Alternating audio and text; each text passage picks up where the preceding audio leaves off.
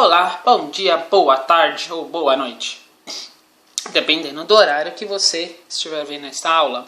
Dando continuidade ao que nós estávamos falando, então, só lembrando, nós estamos falando do tempo cirúrgico, nós estávamos falando dos tipos de cirurgia, nós estamos falando das especialidades cirúrgicas, só que agora a gente vai falar de quem mais nos interessa.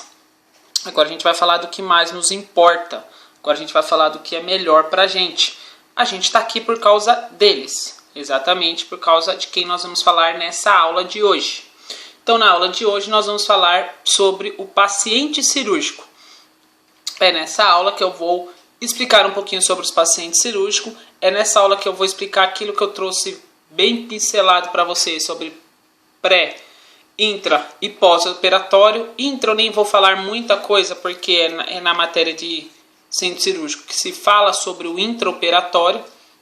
Aqui nós vamos se atentar mais ao pré e ao pós-operatório. Então aqui eu vou explicar sobre quem é o mais importante para a gente, quem é o principal alvo nosso, que é o paciente cirúrgico, certo?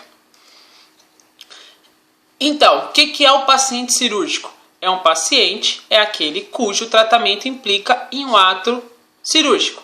Então, se o meu paciente tiver que ir para uma cirurgia, se o meu paciente tiver que ir para um centro cirúrgico, pelo mínimo cirurgia que seja, até mesmo se for cirurgias eletivas e ambulatoriais, cirurgias realizadas em ambulatório, se implica aí num tratamento, num ato cirúrgico, mesmo sendo ambulatoriais, esse paciente se torna para mim um paciente cirúrgico. E isso causa o quê? Causa uma agressão orgânica, então eu vou ter que, no mínimo, cortar as camadas da pele, a derme e epiderme, ou se for aí cataratas, eu vou ter que fazer cirurgia na região ocular. Então isso causa uma agressão orgânica, então vou alterar o organismo desse meu paciente. E também causa uma agressão psíquica. Vocês, não sei se alguém já passou por cirurgia, quem já passou sabe que causa uma grande aflição, um grande medo, né? Quando se fala em cirurgia, para qualquer que seja, para qualquer paciente para qualquer tipo de cirurgia, quando se fala em cirurgia, você tem um grande medo, um grande trauma, uma agressão psíquica, porque o paciente vai passar por todo aquele processo da cirurgia, certo? Qualquer paciente que vai realizar uma cirurgia, o paciente não está preparado. Mas como assim, professor, a gente não prepara? Sim, a gente prepara esse paciente, mas os pacientes têm seus medos, têm suas angústias, têm suas dores, tem suas convicções, dependendo de se for cirurgia de doença estigmatizada, como por exemplo o câncer, o paciente acha que não vai voltar dessa cirurgia. Se for cirurgias mais complicadas, como por exemplo cirurgias da região do crânio, as craniotomias, então também são muito estigmatizadas, então são pacientes aí que não estão preparados para isso. Hoje você estava bem, amanhã você tem que passar por uma cirurgia. Ninguém está preparado para realizar uma cirurgia. Então é exatamente por isso que os pacientes não estão preparados. Eles também apresentam uma perspectiva de uma situação de risco. Então qualquer cirurgia é uma situação de risco. Ninguém gosta de viver e de ter situações de risco.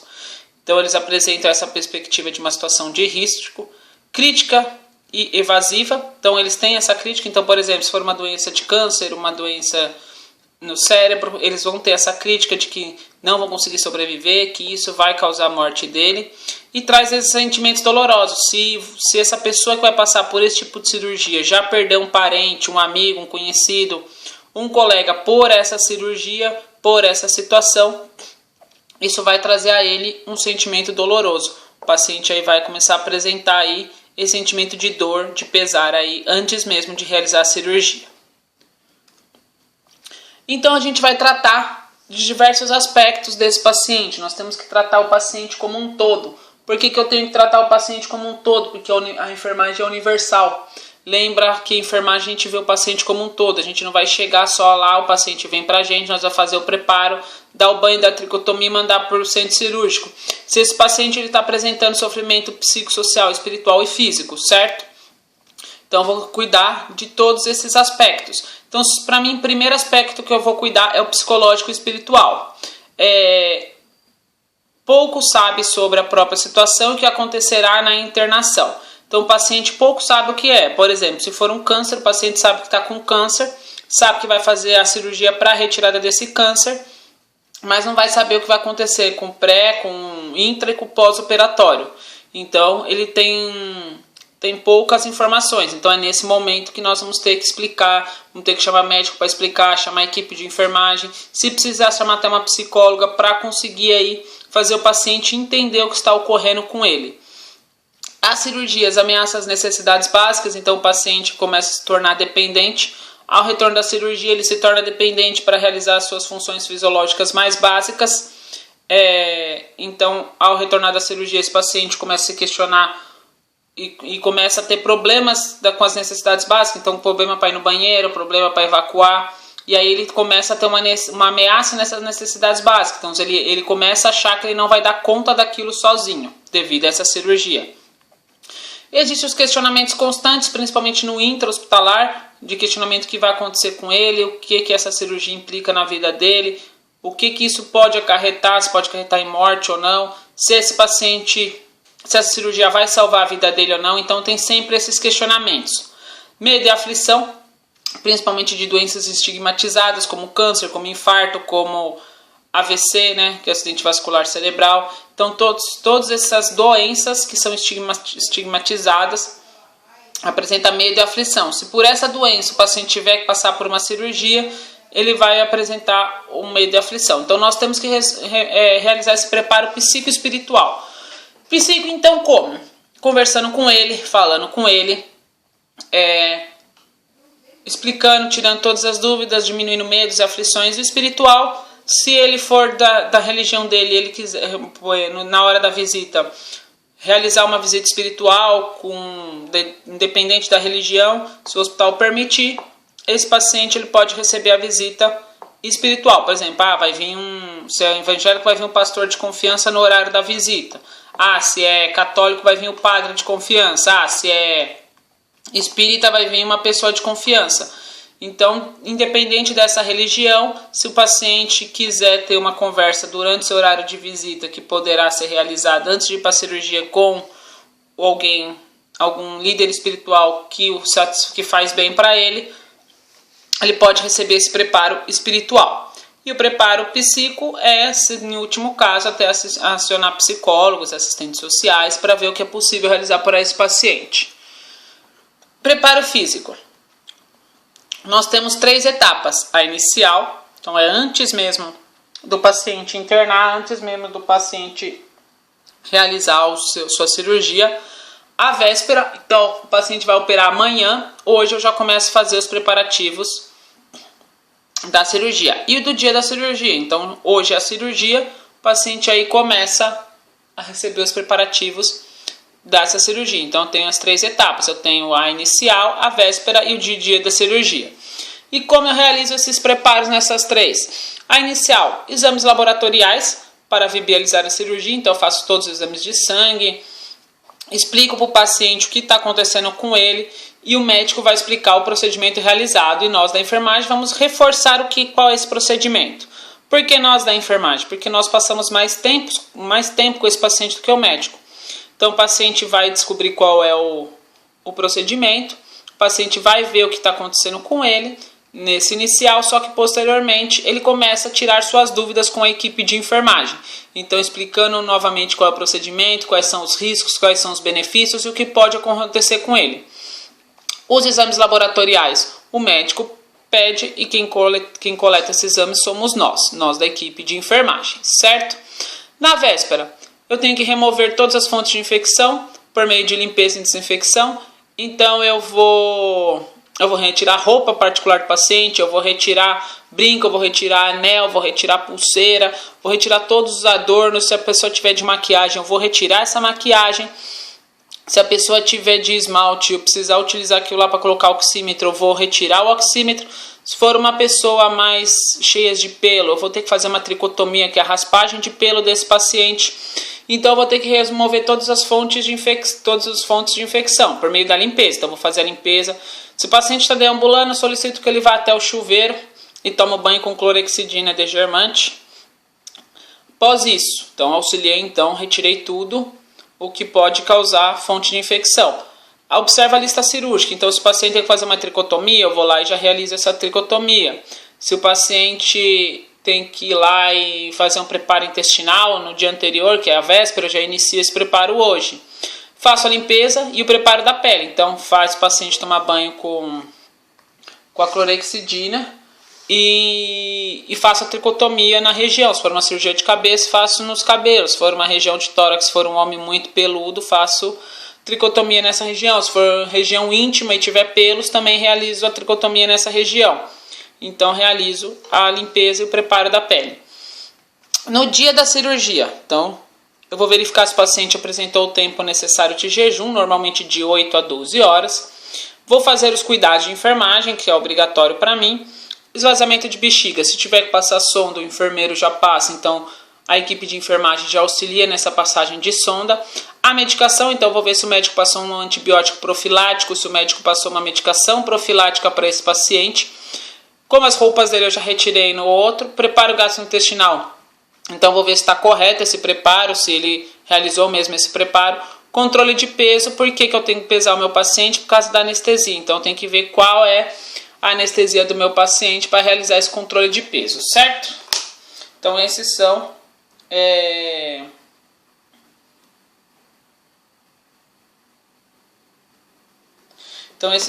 aí os preparos físicos do meu paciente.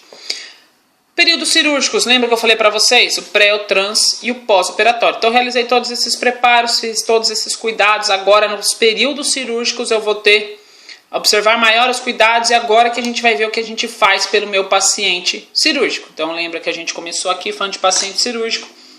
E agora que eu avalio tudo que eu faço por esse meu paciente cirúrgico, certo? Fase pré-operatória. Lembra que eu falei para vocês, a pré-operatória é o quê? É a fase antes da operação. Objetivo comum de auxiliar o paciente é atingir o estado fisiológico o mais próximo do ideal. Então, se o paciente está com febre, eu tenho que abaixar essa febre. Se o paciente está com dor, eu tenho que tirar essa dor. Se o paciente está com náusea e vômito, eu tenho que diminuir essa náusea e vômito. Eu tenho que atingir o estado fisiológico mais próximo do ideal. Óbvio, se esse paciente vai para uma cirurgia, ele não está ideal. Se ele estivesse ideal, ele não estaria comigo. Por exemplo, se for uma cirurgia de membro inferior, de fêmur, eu tenho que manter esse paciente aí com a tração para não colar esse osso. Se for uma cirurgia aí de apendicite, eu tenho que diminuir a dor desse paciente, tenho que manter a calma desse paciente. Se for uma cirurgia gástrica, então também tem que realizar diminuição de dor, eliminar náusea, vômito. O paciente nunca vai estar ideal, então por isso que eu tenho que ter um fisiológico ideal, sem febre, sem dor, com antibiótico profilático, para manter aí os cuidados essenciais desse meu paciente, certo? Os cuidados gerais e rotineiros, então, sinais vitais, medicamento de horário, higiene, banho no horário, então tem que fazer os cuidados gerais rotineiros. Então, são tudo que o meu setor implica. E os modelos específicos, então se eu tenho que fazer uma tricotomia, se eu tenho que fazer uma dermação total da pele, se eu tenho que fazer um preparo intestinal, se eu tenho que fazer um esvaziamento de bexiga, então eu tenho que fazer esse preparo. Tem os diferentes estágios e diferentes condições de saúde. Então eu posso ter o estágio 1, uma pessoa mais debilitada, então eu vou fazer tudo por ela, como aquele estágio que a pessoa está deambulando, está super bem e ela mesma vai até o banheiro, toma banho e faz a própria tricotomia. E é isso, para saber as condições de saúde, eu tenho que estar atento às condições do paciente. Então, se ele está estável ou se ele está instável, certo? Então, eu tenho o quê? O preparo operatório imediato, certo? O pré-operatório imediato. O que significa o pré-operatório imediato? É mais em cirurgias eletivas. Por quê? Porque é um dia antes da cirurgia. Então, até 24 horas antes da cirurgia. Então, se eu começo o preparo uma semana antes, até 24 horas, é pré-operatório imediato. Tem o preparo do paciente físico e psicologicamente. Então, eu começo a auxiliar o paciente na sua psicológica, né, na sua determinação psicológica, no que ele precisa, nas dúvidas. Realiza os exames, então realiza o exame de imagem, realiza o exame de sangue, realiza a consulta médica. E isso daí é a indicação da cirurgia até o dia anterior da cirurgia. Então, até 24 horas antes da minha cirurgia, é o pré-operatório imediato, certo?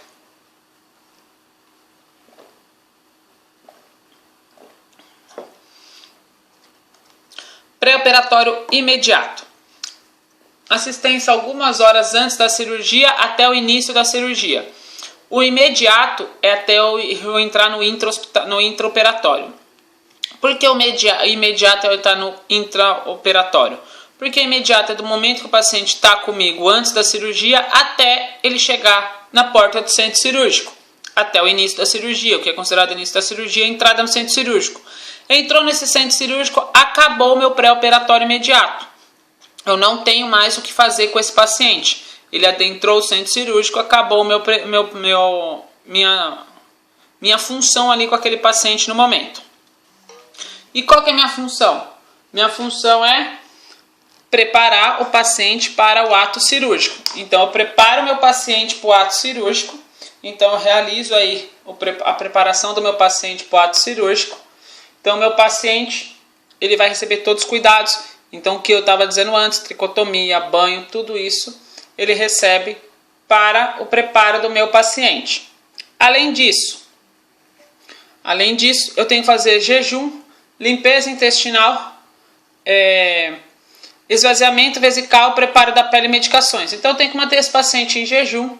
Eu tenho que, além disso, realizar a limpeza intestinal, o esvaziamento vesical, preparar a pele desse meu paciente e dar as medicações de horário. Então, um antibiótico profilático, qualquer outra atividade que esse paciente necessita de utilização naquele momento, certo? E o responsável por manter o jejum sou eu, somos nós. Pode ser realizado no consultório ou na residência também. Então, se for uma cirurgia eletiva, por exemplo, uma colonoscopia, eu consigo realizar esse preparo do meu paciente na residência. Então, ele vai realizar o preparo intestinal na sua própria residência, certo? Eu vou ter que ouvir os seus medos. Então, vou ter que ter ouvido sobre os seus medos. Então, vou ter que saber quais são os medos dele. Então, se é um câncer, o que ele espera dessa doença, dessa cirurgia. Se é uma fratura devido à queda de moto. Se é uma complicação aí devido a um AVC, um infarto. Então, tem tudo isso. E quais são os cuidados de enfermagem? Consiste na administração de uma ou mais diferentes drogas antes do ato anestésico com o objetivo de diminuir a dor, certo?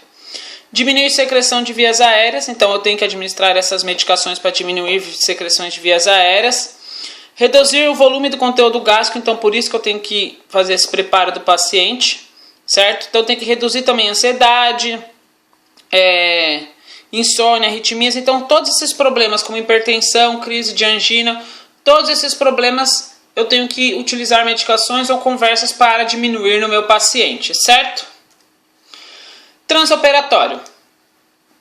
Eu só falei que eu ia dar uma pincelada para vocês no transoperatório. Eu só falei que eu ia dizer mais ou menos para vocês como funciona o transoperatório, porque isso daí é mais de centro cirúrgico. Então, o transoperatório é o momento cirúrgico. Então, o momento que minha cirurgia está ocorrendo, o momento que ele está na minha sala cirúrgica, e eu tenho um enfermeiro circulante, tenho um técnico circulante e tenho toda a equipe cirúrgica. Tenho que ter conhecimento de centro cirúrgico, então eu tenho que saber como funciona o centro cirúrgico, tenho que saber como ocorrem as coisas no centro cirúrgico. O profissional ele tem que ser do centro cirúrgico, então sempre quem recebe no pré-anestésico, quem está na circulação ou quem está no RPA, são pacientes aí, são profissionais dos centros cirúrgicos. Tem que observar todos os cuidados do pré-operatório e também do pós-operatório, certo? Após isso eu tenho pós-operatório imediato. O pós-operatório imediato se inicia no centro cirúrgico e finaliza conosco. Por que esse pós-operatório imediato finaliza conosco? É o POI que a gente chama. Ele é a saída da sala de operação, então o médico acabou de finalizar essa cirurgia, o médico acabou de encerrar a cirurgia, ele está no centro cirúrgico, ele vai para a sala de recuperação pós-anestésica, então ele fica um tempo lá, não apresentou problemas na sala de recuperação pós-anestésica, eles têm dois caminhos. Ou ele vai para uma UTI, se for uma cirurgia muito grave, então ele sai ali ele sai do centro da cirurgia, ele vai para a UTI, ou ele sai da sala de pós-anestésica e vai para a clínica cirúrgica, que é que nós estamos vendo. Então, se ele vem para nós na clínica cirúrgica, ele vem então eu considero pós-operatório imediato, que é o POI, da saída da sala de operação até 24 horas após a cirurgia. Então, se eu operei agora, se eu fiz minha cirurgia agora que eu estou filmando para vocês são 18h55. Então, eu saí agora às 18h55 da minha cirurgia.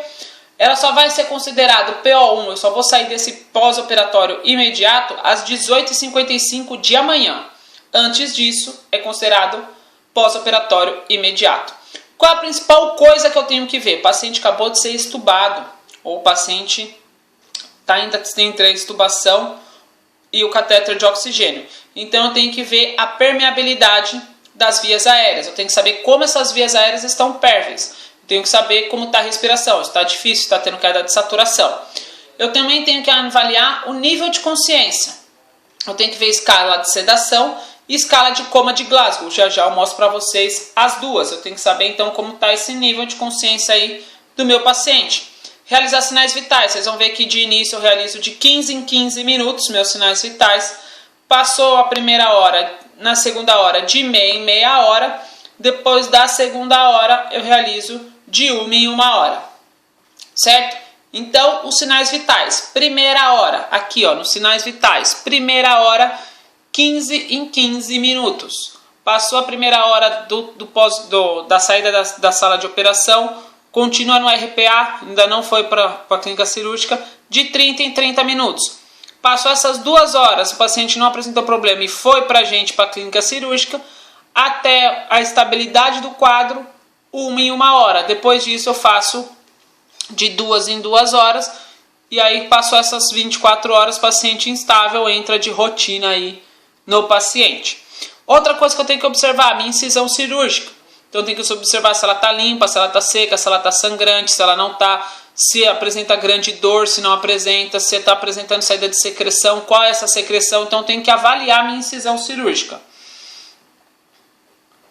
E após isso eu tenho que analisar sangramentos e hemorragias. Então eu tenho que avaliar se meu paciente ele está sangrando ou não. Se ele tem sangramento, se ele tem hemorragia, se ele está tendo um choque hipovolêmico. O que está acontecendo aí com esse meu paciente? Se ele está sangrando ou não, se está tendo choque hipovolêmico, se ele está com dificuldade respiratória, se ele está com queda de PA, se ele está com queda de saturação. Isso daí pode representar para mim sangramentos e hemorragia. Mais crítico e maior vigilância. Então significa que o meu paciente aí ele vai para uma UTI. O paciente mais crítico eu tenho que ter uma maior vigilância. Então significa aí que o meu paciente vai ser encaminhado para uma UTI, certo? Quais são meus cuidados de enfermagem? Agora vem aquela lista gigantesca de cuidados que eu tenho que ter com o meu paciente. A minha equipe vai receber, então a equipe de enfermagem recebe o paciente na unidade de transferido do centro cirúrgico. Então minha equipe vai receber um paciente. Então vou ter que providenciar o aquecimento com cobertor e acomodação no leito de forma confortável. Verificar os sinais vitais e o nível de consciência. Verificar as sondas, drenos e catéteres, todos que vieram do centro cirúrgico. Às vezes eles perdem um catéter, às vezes perdem uma sonda, às vezes perdem até uma punção. Como eu disse para vocês, verificar o local da cirurgia, como está o curativo, se está limpo, seco, sangrante. Atentar-se para hemorragias. Realizar o controle a cada 15 minutos na primeira hora. A cada 30 minutos nas 2 horas seguintes. Após esse período, o intervalo poderá ser maior se estiver estável. Então, como eu disse, 15 minutos, 30 minutos, 1 em 1 hora. Depois disso, conforme a rotina. Então, vou ter que sempre atentar para pacientes para controle de glicemia. Balanço hídrico, então sempre tem que contar tudo que entra sobre tudo que sai. Avaliar a dor, então essa é uma das nossas funções. Nós temos que avaliar e ver como está a dor. Verificar dieta, então para sair conforme esse jejum, você vai começar iniciando com dieta líquida, dieta branda e depois normal. Controle de eliminações, então o paciente, se eles não tiverem sonda, ou nós pedimos para ele fazer em comadre, se forem criança nós pesamos fralda. Estimular a realização de exercícios respiratórios, certo?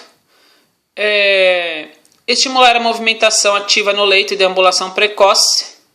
Auxiliar na higiene pessoal, realizar curativos e evoluir o paciente conforme o seu autocuidado. Então, incentivar o paciente a começar a realizar o autocuidado, certo?